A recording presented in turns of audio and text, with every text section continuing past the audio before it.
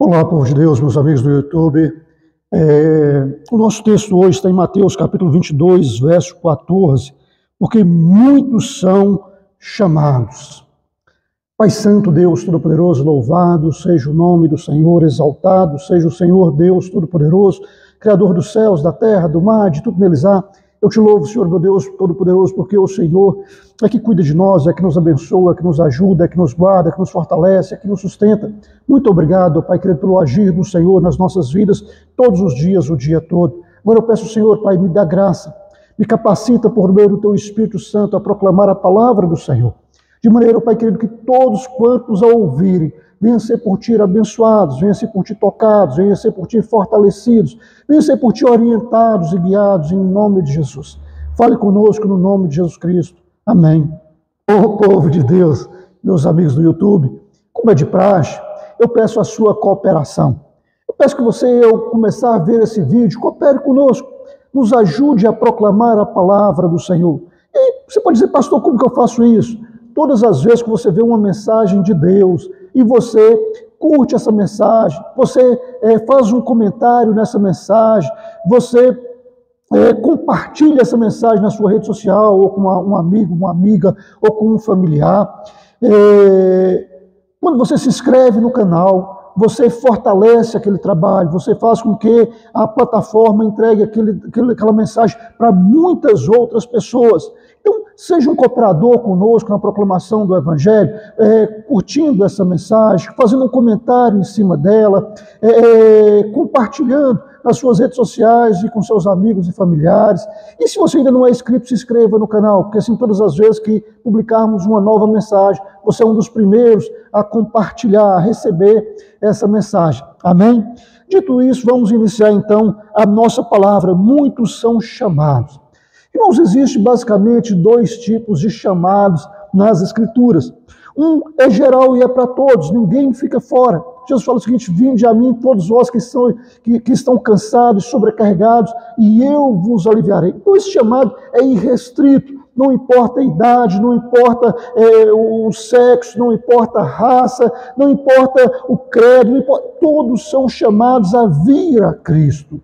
Todos são chamados a serem filhos e filhas de Deus. E aí diz que mas poucos são escolhidos. Não é que Deus quer escolher poucos para ser seus filhos, é porque, na verdade, poucos querem ser filhos de Deus, poucos querem ter Deus como Pai, poucos querem ser guiados pelo Espírito Santo de Deus, poucos querem ter orientação de Deus para as suas vidas. A maioria da humanidade quer ela mesmo fazer prevalecer a sua vontade própria sobre a vontade de Deus, não sabendo que a vontade própria dele é falha, é limitada, mas a vontade de Deus é boa, é perfeita e é agradável. E assim, muitas vezes, recusam o prêmio de Deus, a bênção de Deus, o chamado de Deus para essa filiação. Por quê? Porque Deus não nos obriga a estar com eles, Deus não obriga ninguém a estar com ele, Deus não faz isso com ninguém. Por isso que muitas vezes eu vejo algumas pregações que eu acho elas estranhas, as Escrituras, quando as pessoas não entender que todo mundo vai para o céu. Isso não importa se ele aceitou a Cristo, não importa se ele procurou aqui ter uma vida com Deus, todos vão para o céu. Eu não acredito nisso, porque as Escrituras nos ensinam de maneira diferente, que todos são chamados, mas nem todos atendem ao chamado do Senhor, nem todos dizem sim para o chamado do Senhor, nem todos falam: Senhor, eu quero ser guiado pelo Senhor, eu quero ser filho do Senhor, eu reconheço os meus pecados, eu reconheço que eu não tenho mérito algum para ser salvo, mas o sacrifício do teu Filho na cruz do Calvário, expressão mais profunda do teu amor, me salva, me tira de todo pecado, de toda corrupção, de todo engano, e me conduz à presença do Senhor. Nem todos querem isso. Muitas pessoas querem chegar ao céu do seu jeito, da sua maneira, pelo seu caminho, e não é possível ser dessa maneira, porque só há um caminho que leva ao Pai, e esse caminho foi estabelecido pelo próprio Deus, foi pavimentado pelo próprio Deus, foi construído pelo próprio Deus, e esse caminho é Cristo. Ele diz: eu sou o caminho, a verdade e a vida. Ninguém vê o Pai a não ser por mim. Então, esse é um chamado que é universal. Esse chamado é para todas as pessoas, em todas as nações, de todas as idades, de todos os tempos, de todas as épocas. É um chamado que é para todos. Ninguém fica de fora. Mas esse povo aqui Não. A esse povo que foi amaldiçoado. Não existe isso. Todos são chamados a serem abençoados pelo Senhor, a serem filhos e filhas de Deus por meio do sacrifício de Jesus na cruz do Calvário. Mas nem todos querem esse caminho, não é? Bom, dito isso, nem todos querem esse caminho, porque muitos de nós querem pavimentar o seu próprio caminho, querem pavimentar o seu próprio percurso para chegar aos céus e não chega. Né? A história mostra isso. Por exemplo, Nimrod tentou pavimentar um caminho ao céu através da Torre de Babel, e a torre caiu, ela ruiu, ela pereceu, e as pessoas não chegaram lá, porque ninguém chega lá por meio de outra estrada, por meio de outro caminho, a não ser Cristo Jesus. Mas já falamos sobre isso aí, eu creio que ficou claro, todos entenderam. Mas eu quero falar agora de um outro chamado, que é daquelas pessoas que são chamados do meio do rebanho do Senhor, do meio do povo de Deus, são chamados para exercer uma função no reino de Deus, exercer uma função na igreja do Senhor, e sempre lembrando, meus irmãos, que todos aqueles que são chamados para servir. Ainda que a pessoa, porventura, tenha o dom de governo, conforme diz lá em Coríntios, ele é chamado para servir com o dom que Deus o concede. Ninguém é chamado por Deus para ser a cereja do bolo. Ninguém é chamado por Deus para ser o bambambam. Ninguém é chamado por Deus para ser um superstar. No reino de Deus e na igreja do Senhor não tem lugar para essas coisas. O único lugar elevado da igreja do Senhor é de Cristo, que é o cabeça da igreja. E mais ninguém ascende a essa condição, mais ninguém chega a essa posição a não ser Cristo. Não tem Cristo e mais fulano, Cristo e mais Bertano. Não, Cristo é o cabeça da igreja. Cristo, ele está acima de todo nome, né? De todo nome, de todo poder e daí por diante. Mas muitas pessoas são chamados para trabalharem na obra do Senhor. Outro dia eu fiz uma pregação baseado em Efésios 4:11, que fala, ele mesmo concedeu alguns para apóstolos, outros para profetas, outros para evangelistas e outros para pastores e mestres, com vista ao aperfeiçoamento dos santos e à edificação da igreja do Senhor. Então o Senhor pinça dentro do rebanho, dentro do seu povo, ele pinça algumas pessoas que ele deu dons, que ele capacita essas pessoas para servir o rebanho do Senhor, para servir a igreja do Senhor, para servir o reino de Deus. Eu vou contar aqui citar alguns casos de algumas pessoas que foram chamadas por Deus. E nós vamos ver uma característica em todos esses chamados. Tem o caso de Noé. Noé foi chamado para construir uma arca, numa época em que não chovia, e ele foi chamado a proclamar uma mensagem que viria uma chuva sobre a terra, e seria uma chuva tão intensa, tão abundante, que inundaria toda a terra, e todos que não entrassem na arca seriam destruídos por aquela inundação. Mas Noé, depois nós conhecemos a história, ele entra na arca, ele, sua esposa, seus 3 filhos, as 3 esposas dos 3 filhos de Noé, e no mais, os animais que obedeceram a Deus e entraram na arca. O restante da humanidade daquela época recusou o chamado de Deus para a salvação, não quiseram entrar na arca e por isso então foram condenados. Não porque Deus tem prazer algum em condenar ninguém, mas porque eles não quiseram a salvação do Senhor, porque eles rejeitaram a salvação do Senhor. Mas Deus enviou salvação para todos. Mas Noé, assim que ele sai da arca, ele sai e ele planta uma vinha. E quando ele planta uma vinha, ele faz um vinho daquela videira e ele toma todas ali e fica meio bebum e tira a roupa. Ou seja, atitudes inconvenientes. E aí um dos seus filhos, o mais novo, vê o pai, em vez de tentar cobrir o pai lá e tal, que o pai estava numa situação inconveniente, ele vai lá fora e sai fofocando para todo mundo. Ó, o pai está peladão, o pai está peladão. E por causa disso, foi amaldiçoado. Aquele pessoal que tinha o privilégio para começar a humanidade, para conduzir a humanidade em outros moldes, em outros patamares, deixando para trás todo tipo de pecado, todo tipo de erro que tinha sido praticado antes, mas agora numa vida guiada por Deus, conduzida por Deus, já falhou ali, já pecou, o pai pecou, o filho pecou, e aí as coisas já começou a desandar novamente. Nós podemos falar também de Abraão, né, que foi chamado por Deus para estar caminhando à frente do Senhor e, de alguma forma, representar Deus por onde ele passasse. E Abraão também cumpre esse papel e tem um episódio marcante na vida de Abraão, como nós falamos do episódio marcante da vida de Noé, onde ele constrói uma arca para salvar a humanidade. Abraão, ele teve um filho da sua velhice quando ele tinha 99 anos, e Deus então o encontra e fala com ele que em um ano depois ele teria um filho, sendo ele com 99 anos e sua esposa com 89 anos. Os dois riem da situação, parecia brincadeira, mas Deus fala sério, e Deus então cumpre a sua promessa na vida de Abraão, e nasce Isaac. Quando Isaac estava maior, Deus chama Abraão para que oferecesse Isaac em sacrifício. E outro dia eu estava participando de uma live e algumas pessoas falando que Deus pôs Abraão à prova. Irmãos, Deus sabe todas as coisas. Deus não precisa me colocar à prova. Deus me conhece, Deus sabe quem eu sou. Deus sabe tudo de mim, Deus sabe tudo de você. Deus sabia tudo de Abraão. Tudo que está nas Escrituras está escrito ali para que através desse ensinamento eu possa chegar a Deus, eu possa chegar a Cristo que me leva até Deus. Mas depois de tudo isso, depois que Sara morre, Abraão então se relaciona com mais muitas outras mulheres, e mesmo velhinho ali, com a bênção que Deus deu ele, com a potência que Deus deu para ele para ter mais um filho, ele aproveita aquela situação e faz mais filho um bocado de outras mulheres lá, e depois a gente vai ver que essas outras famílias que Abraão adquire fora ali, talvez do propósito de Deus, traz uma série de problemas para os filhos da promessa. Né? Então a gente vê que Noé, depois de ter sido um instrumento de Deus para salvar a humanidade, ele embriaga, ele embebeda, e ele se coloca numa situação vergonhosa, vexatória, traz vergonha para si, para a sua casa, para os seus familiares, e isso trouxe problemas sobre a casa dele, ao ponto de ele amaldiçoar o filho, que também agiu de maneira inconveniente, desrespeitosa para com o pai.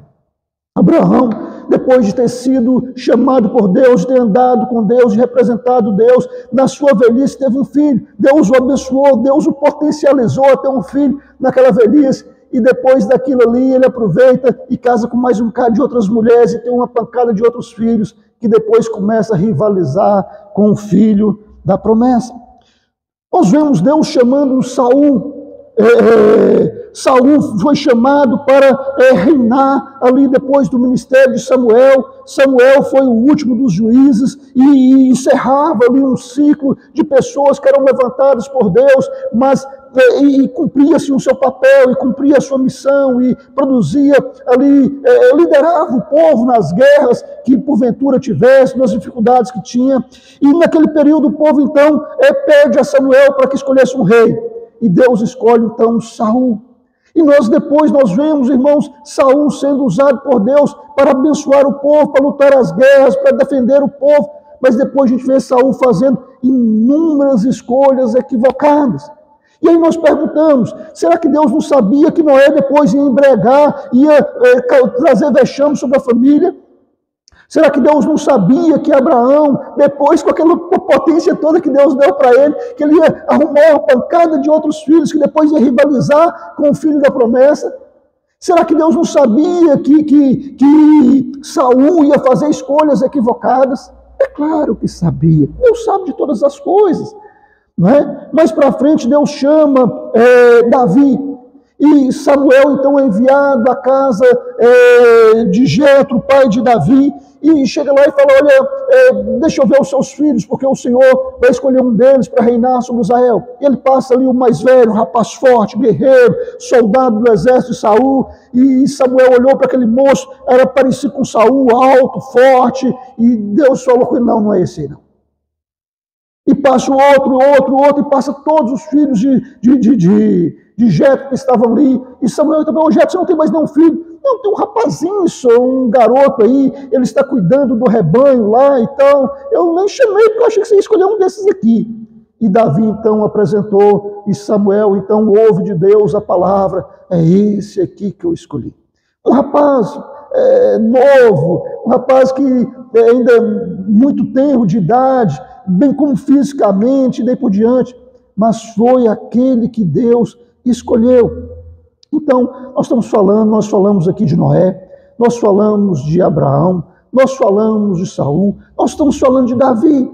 Davi, depois, muitos anos depois, algum tempo depois, ele é ungido rei sobre Israel, mas passou por muitas lutas até isso, ele foi experimentado, ele foi sendo fortalecido, ele foi sendo treinado, ele foi sendo capacitado para ocupar naquele lugar, ele foi chamado numa época, mas ele assumiu o reinado muito tempo depois.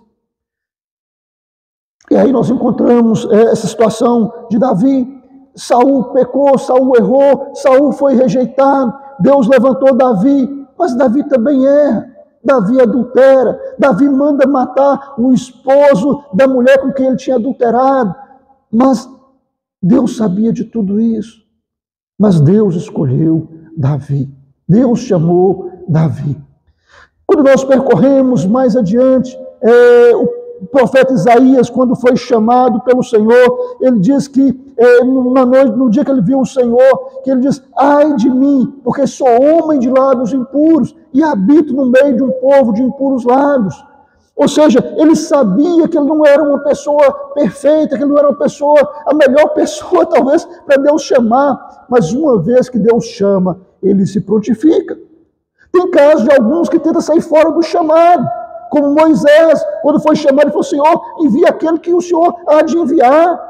Como no caso de Jeremias, quando Deus o chama, Jeremias era um garoto, porque nas escrituras do Antigo Testamento não tem a figura do adolescente. Ou você é criança, ou você é adulto. E Jeremias, então, ele não se considerava adulto, a Bíblia não especifica qual era a idade dele, mas pela fala dele, dá a entender que ele se considerava ainda mais criança do que adulto. E ele disse: Senhor, eu ainda não estou pronto, eu não passo de uma criança. E Deus fala com ele: rapaz, deixa de bobagem. Eu te chamei, e eu vou te capacitar, e eu vou te levar, e eu vou te levantar, e eu vou te ungir.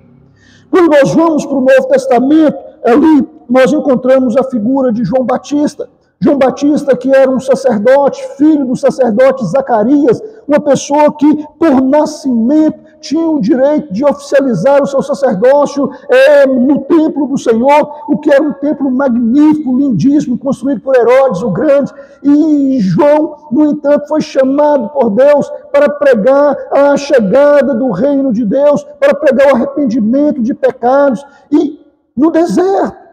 Mas João estava tão cheio da presença de Deus, da graça de Deus, da vontade de Deus, que as pessoas saíam ali do templo, saíam da capital Jerusalém, saíam dos mais longínquos cantos de Jerusalém, de Israel, e até mesmo das cidades, dos países circunvizinhos ali, para ir até o deserto, até o Jordão, para ser batizados por João. E João ali cumpria o seu chamado, até o ponto onde vem um profeta, ainda vem um moço, na época ainda não era identificado como profeta, um moço que vinha da Galileia, e quando João viu aquele moço, o Espírito Santo de Deus revela que é ele, e João então aponta para aquele moço da Galileia e diz: eis o Cordeiro de Deus que tira o pecado do mundo. Depois disso, João, por denunciar os pecados de Herodes, João foi decapitado. Mas antes de João ser decapitado, quando ele estava ali no cárcere, ele manda os seus discípulos ir até Jesus e perguntar: Senhor, és tu aquele mesmo que havia de vir ou ainda vai vir outro? E João então pega os discípulos de João, Jesus pega os discípulos de João, dá um passeio com eles e cura alguns enfermos, expulsa alguns demônios e abençoa muitas pessoas e diz para eles: olha, ide e dizei a João que os cegos veem, os coxos andam, as pessoas, os demônios batem em retirada, e aos pobres está sendo anunciado o reino de Deus.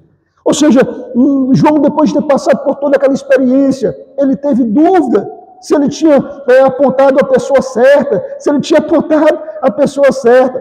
Então, mostrando tudo isso. E nós vamos pegar ainda mais um personagem do Novo Testamento, que é Paulo, que outrora era Saulo de Tarso.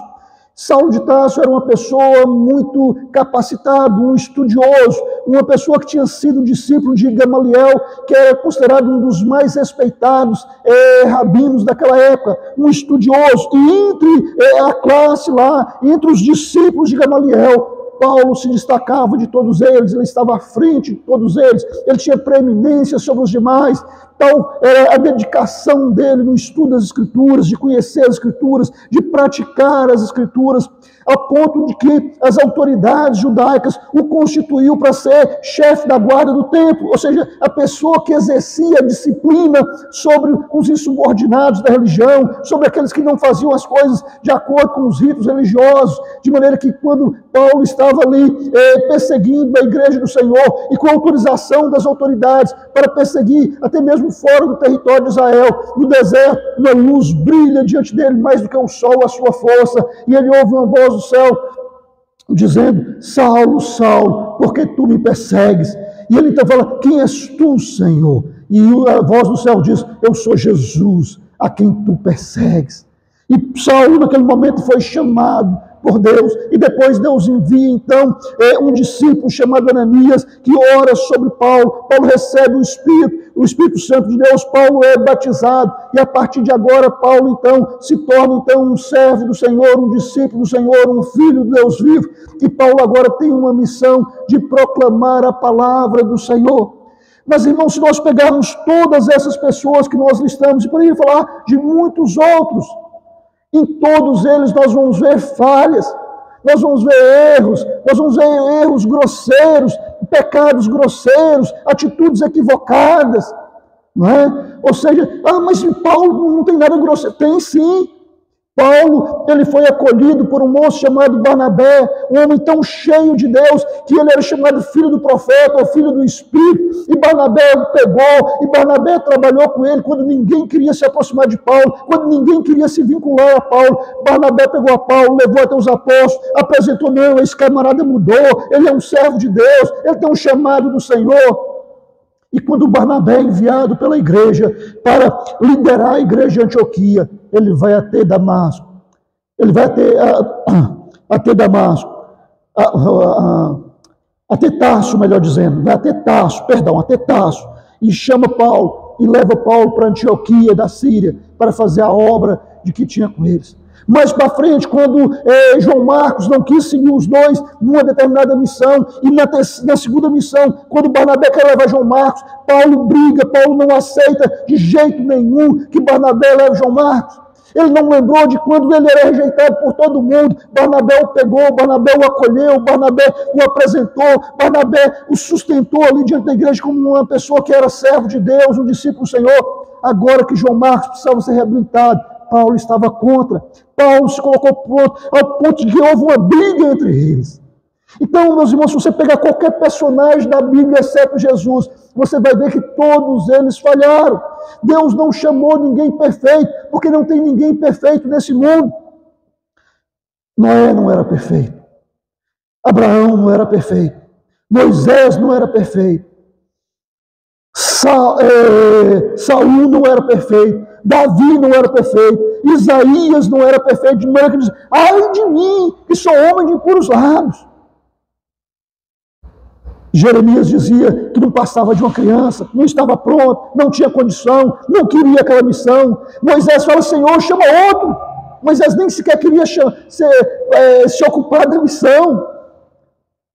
João, quando preso ali no cárcere, bateu a dúvida: Senhor, és tu mesmo ou há de enviar outro? E já Paulo briga com Barnabé, porque Barnabé queria fortalecer um discípulo, restaurar um discípulo que tinha fraquejado num determinado momento, mas que agora estava disposto a caminhar novamente. E Paulo não queria de jeito nenhum dar outra chance para aquele discípulo. E Barnabé falou: não, não é assim. Eu trabalhei com você, eu vou trabalhar com ele. E assim, meus irmãos, Deus chama homens e mulheres, mas nenhum é perfeito, nenhum é perfeito. Mas quando nós vemos, por exemplo, Jesus falar lá na igreja de Éfeso, lá, que ele mesmo deu uns para apóstolos, outros para profetas, outros para evangelistas e outros para pastores e mestres, para aperfeiçoar a igreja. Pessoas que não são perfeitas vão ser trabalhadas para aperfeiçoar a igreja do Senhor. Assim nós entendemos aquela passagem que está em Provérbios. Assim com ferro se afia, assim o homem afasta do seu amigo. No nosso convívio, nós vamos nos afiando, nós vamos nos encostando, nos esbarrando, tirando uma aresta aqui, tirando uma aresta ali, e vamos sendo aperfeiçoados como povo de Deus, como filhos e filhas de Deus, como alguém que é chamado pelo Senhor para cumprir o seu propósito, para cumprir a sua missão, para cumprir a sua obra. Eu vou encerrar essa ministração contando a minha experiência pessoal, o meu chamado, porque alguém pode ter dúvida, pastor, mas como que é assim? Como que a pessoa chama? Bom, de cada um é diferente. Então, de maneira que eu vou contar a minha experiência de chamado. Eu me converti em Teoflotone no ano de 1986, e nossa igreja lá era uma igreja muito dedicada na proclamação do Evangelho. Toda a igreja evangelizava bastante, cada jovem, adolescente, os homens, as mulheres, toda a igreja, vira e mexe, estava evangelizando. No domingo só via pessoas saindo de 2 em 2, assim, pelas portas, com folheto, falando de Jesus para as pessoas, convidando as pessoas a aceitarem a Cristo, para ter as suas vidas mudadas. E eu me converti e já fui inserido naquele contexto. Só que muitas vezes eu saía para evangelizar, mas não sabia nem o que falar. Não sabia nem o que dizer, ainda não conhecia as Escrituras, ainda não tinha se preparado. E a nossa igreja tinha um zelo muito grande pelo ensino, tinha escola dominical, professores que se dedicavam, que se debruçavam diante da Bíblia para aprender e tal, e para ensinar da melhor maneira. E eu fui aprendendo, mas eu senti necessidade de aprender mais. E aí eu tive um sonho orando a Deus, pedindo a Deus confirmação se era aquilo que Deus queria para a minha vida. Eu sonhei então que eu estava pescando. E eu estava pescando com outro irmão da igreja que já estava no seminário, se preparando para o pastorado. E no sonho estava eu e ele, nós pescando no mesmo poço. Mas em vez de pescar peixes, nós pescávamos pessoas. E aí eu entendi que Deus também estava me chamando para a obra do Senhor. E então eu procurei o pastor da igreja, o pastor José Ribeiro Borges. Falei, pastor Borges, Deus está me chamando para o ministério. Eu gostaria que a igreja me enviasse para o seminário, para eu me preparar melhor e tal. O pastor virou para mim e falou assim, Norton, meu irmão, faz o seguinte, volta aqui daqui um ano. Se daqui um ano você tiver com esse mesmo amor, com essa mesma vontade, com essa mesma determinação, a igreja vai te enviar para o seminário.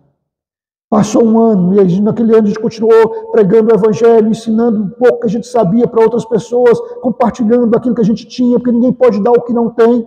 Depois de um ano eu procurei novamente o pastor Borges, já passou um ano. E eu quero dizer para o senhor que a única coisa que mudou, que a minha vontade de me preparar mais para a obra do Senhor só aumentou, só cresceu. E a igreja então me enviou para passar pela formação teológica, cursar um seminário, e no final do ano de 1991 eu fui ordenado pastor. No final de 92 houve assim a confirmação daquilo ali, da consagração, daquela ordenação, e desde lá, desde essa época, desde esse tempo todo, nós temos proclamado a palavra do Senhor. Então, para você que ouve essa ministração, eu quero dizer para você que todos, sem exceção, são chamados para ser filhos e filhas do Deus Altíssimo. Mas eu quero dizer para você que, se você que está se sentindo chamado, busca de Deus confirmação, busca de Deus orientação. E uma vez que Deus chamou, não tenha medo. Deus não chama pessoas perfeitas. Ele chama pessoas que Ele vai qualificar, que Ele vai capacitar, que Ele vai usar para que o nome dEle seja glorificado. E se Deus chamou, não importa coisa alguma, Ele vai cumprir a boa obra em você e através de você.